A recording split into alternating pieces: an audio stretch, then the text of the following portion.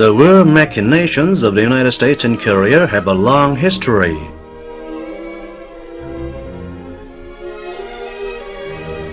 The Korean War, fought in the mid-20th century, is a vivid testimony to its true colors as a war incendiary.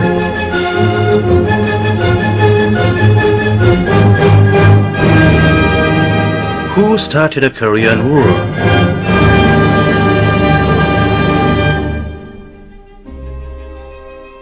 The root of the Korean War was the military demarcation line that bisected the Korean peninsula. Professor Cummings in Chicago says, "Once a student of mine asked me why Korea, a liberated nation, had to be divided in 1945 instead of defeat Japan, unlike the case in Germany. I couldn't answer the question. The United States that had fought Japan should have had Japan divided, not Korea. In this regard, Korea became a victim instead of Japan. Korea's division was definitely a result of the United States strategy."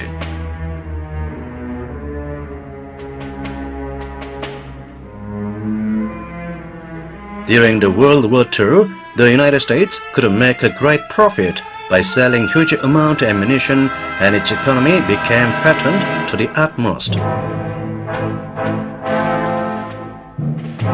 But with the end of the war, it lost the market and became subject of catastrophic economic crisis. It led to drastic fall of prices and investment, whereas unemployment rose to 6 million.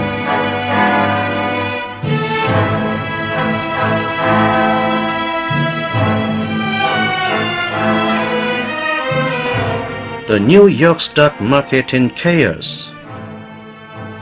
This is the miniature of torturing the United States of America, involved in a pandemonium of struggle for existence. The billionaires cried for a shocking event that could rescue them from their impasse. The White House considered the war in Korea to be the therapy for their headache. In his Union message to the Congress, President Truman said that the United States should be leading the world in future, and for that scheme of world supremacy, Korea was to be put under control in the first place as a testing ground. Here's a secret report to the U.S. State Department.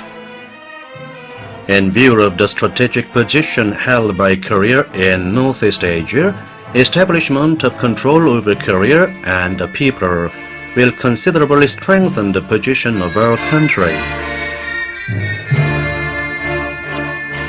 Truman flew to the Wake Island in the Pacific to have a tete-a-tete talk with MacArthur in preparation for the Korean War.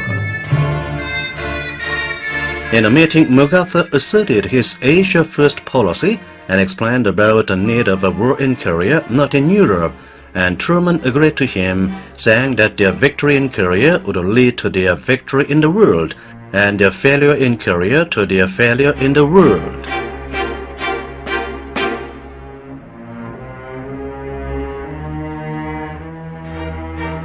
The United States formed a rogue army consisting of 8 infantry divisions, 3 detached battalions, and 2 regiments, rearranging the Korean patrol units they had already organized. The Korean Coastal Guards were also involved in the army. They organized vast reserve forces as well to outnumber the North by 10 times. Students and young people from urban and rural areas were conscripted in what they called the Homeland Defense Reserve Forces. Those thus trained in South Korea totaled 1,250,000. The South Korean army was trained by the American military advisors. The New York Times said, "The rogue army is mostly Americanized." The United States handed over huge war supplies to the South Korean army in the name of aid for forthcoming invasion to the north.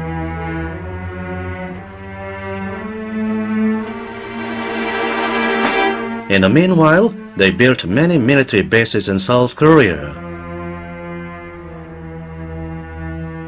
docks at Incheon, Gunsan, Mokpo, Busan and so on were put under military use. They set up many such bases in Japan too.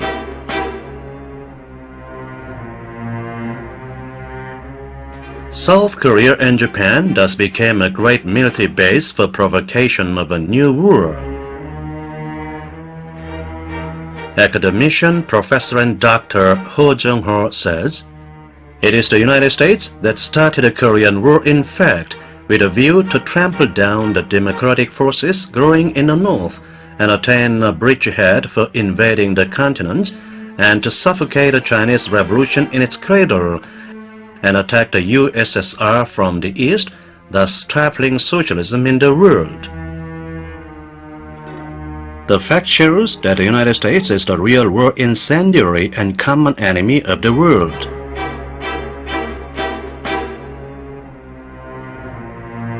Scared by the growth of socialist forces, the United States felt an urgent necessity to bring their forces to the Soviet and Chinese borderlines.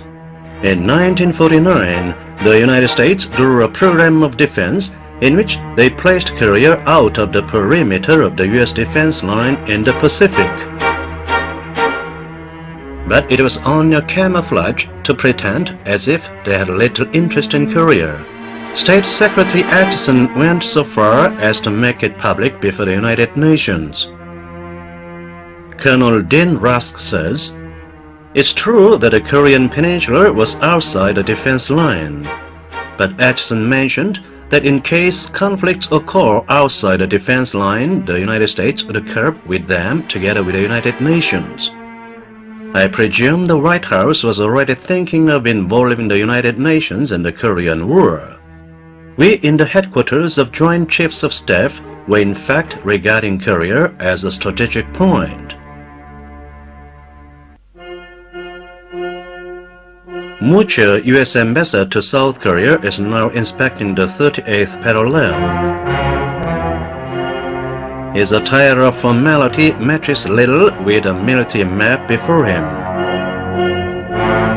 Mucha's inspection of the 38th parallel was followed by Randall, the U.S. Air Force commander, and Royal, the U.S. Army general, who had flown to South Korea in turn.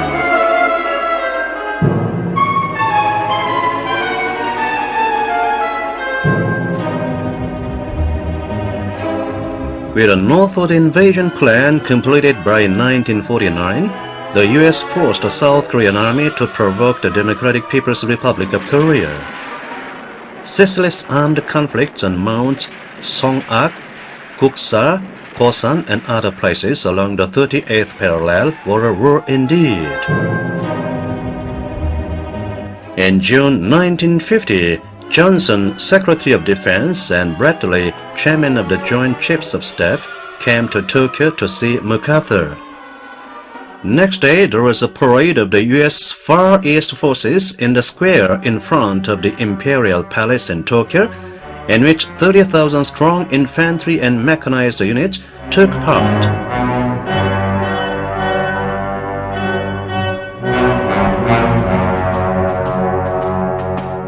It was a final verification of war preparation, a prelude of the impending new war.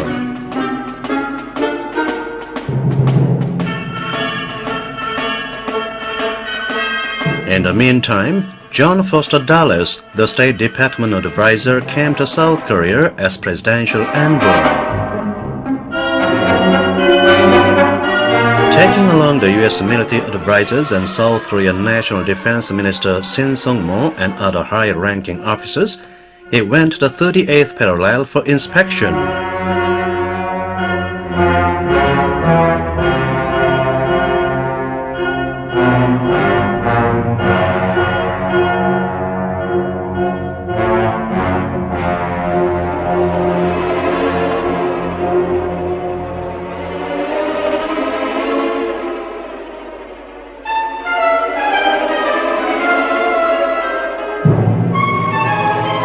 He who once called Korea a dagger to cut the Asian continent is now looking at the North with covetous eyes.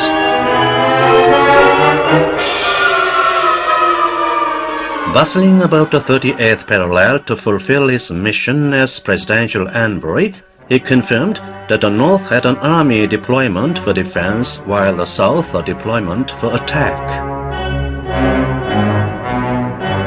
Giving the final ratification to the operation plan, he flew to Tokyo and met MacArthur.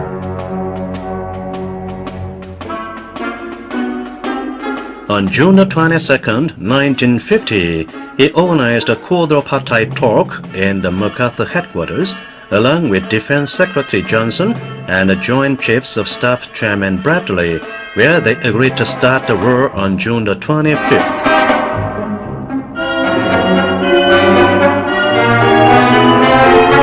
Warplanes were taken out of hangars in South Korea and Japan to be unwrapped.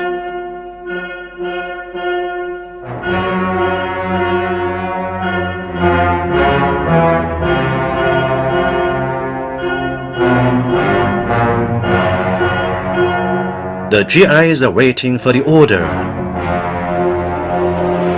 Johnson says, "When moving to the Korean front, the officers told us to leave all the things and take some simple belongings only. They said we'd be back in a month or two at the longest." According to the instructions of the United States, South Korea as a whole was placed in emergency state, with the army put on alert along the front line. Preparation for war was not a business for the army alone. Americans in South Korea were secretly evacuated to Japan by a Norwegian boat, Rhine Fort, just a few hours before the war started. The United States calculated on when to start the war too. Robert, chief of the American Military Advisory Group in Korea, explains, "We have chosen the 25th, and this explains our prudence. It is Sunday. It's the Sabbath for both the United States and South Korea, Christian states. No one will believe we have started a war on Sunday. In short, it is to make people believe that we are not the first to open the war."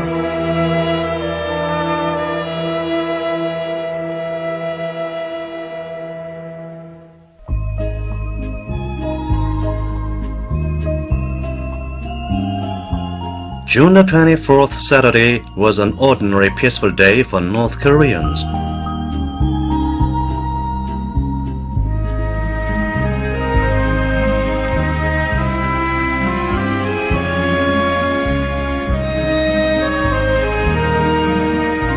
The children were given up to pleasure and entertainment.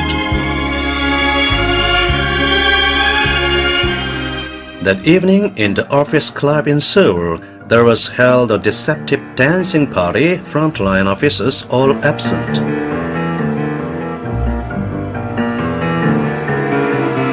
When the dissemblers were dancing in a peace mask, working people in the north were enjoying their evenings after a day's fruitful labor. The red glow in the sky seemed to bless them.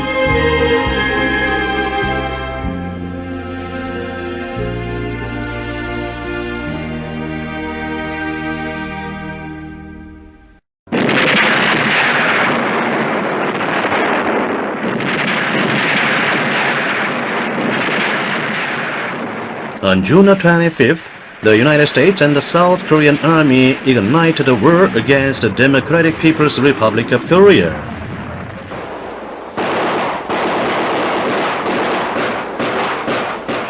With their temporary advantage, they advanced 2 kilometers into the north.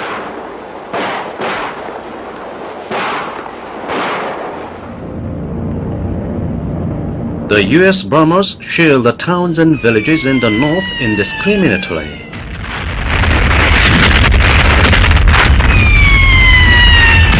The barbarous invasion of the U.S. reduced urban and rural areas to debris and imposed untold sufferings to the Korean people.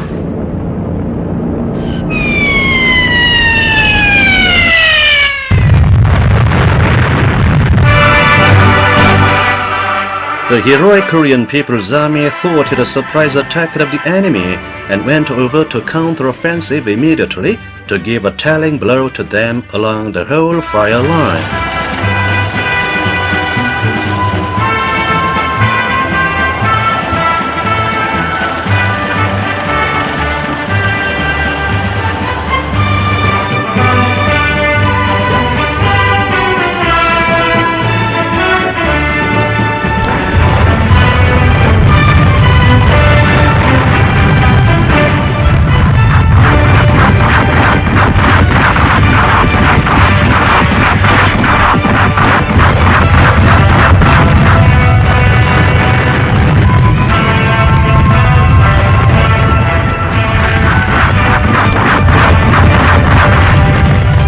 The United States mobilized 2 million strong forces and a tremendous amount of ammunition to the Korean War, only to meet bitter defeats and experience the total collapse of the myth about its omnipotence.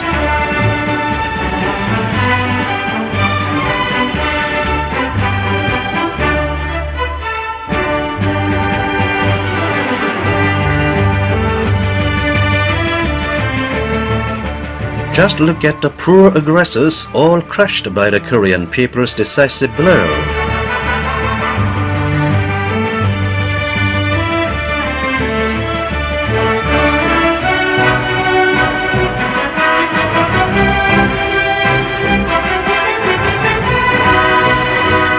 The almighty United States is now going to heavens, lying in the coffin.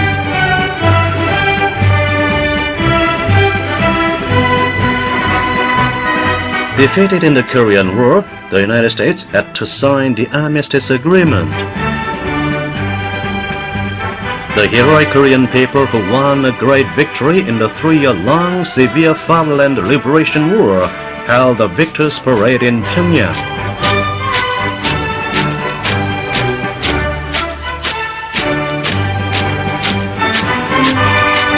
The ever-victorious history and glorious traditions are now inherited with credit by the unrivaled Korean People's Army.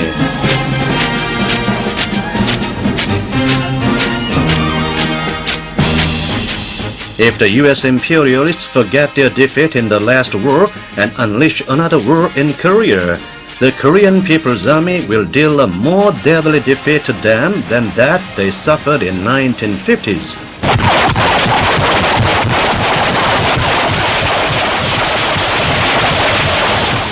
The trespassers on the Korean territory, sky and sea will never be able to avoid death wherever they may be.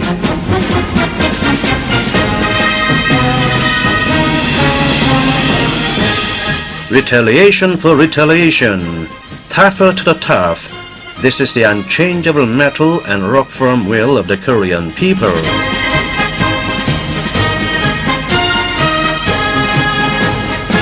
The Korean people, armed with the invincible weapon of Sungun Banner under the leadership of brilliant General Kim Jong-il, will smash the hostile maneuvers of the United States and win final victory in their war against the United States.